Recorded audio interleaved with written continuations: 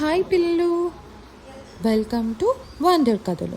So ఈరోజు కథలోకి వెళ్ళిపోతామా? So ఈరోజు స్టోరీ ఏంటంటే గజు ఏనుగు స్నానం నేర్పిన రోజు. ఓకేనా? సో ఈరోజు మనం చిన్న ఎలిఫెంట్ గురించి స్టోరీ తెలుసుకుందాం, పేషెన్స్ గురించి. సో ఓకేనా? సో ఒక జంతు గ్రామంలో గజు అనే చిన్న ఏనుగు ఉండేది. అతనికి అన్ని పనులు త్వరగా కావాలి. పండు చెట్టు పనులు రావడం ఆలస్యమైనా అతను ఎందుకు అంత టైం పడుతుంది అని అరుస్తాడు. ఒకరోజు అతని తాతయ్య ఏనుగు చెప్పాడు, గజు, సహనం అంటే గొప్ప గుణం, రేపు నీకు తెలుస్తుంది.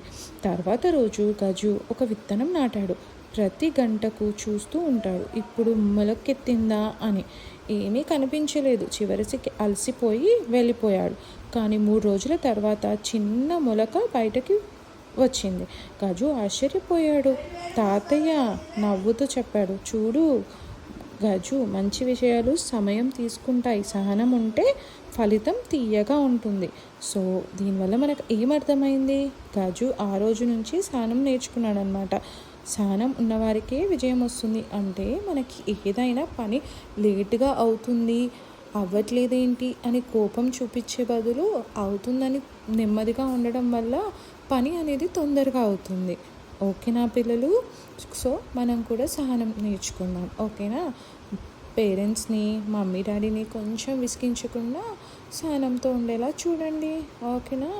Bye. Thank you for watching. Subscribe చేయాలి మన ఛానల్ని తప్పకుండా. ఓకేనా? రేపు ఇంకొక స్టోరీతో వస్తాను. బాయ్.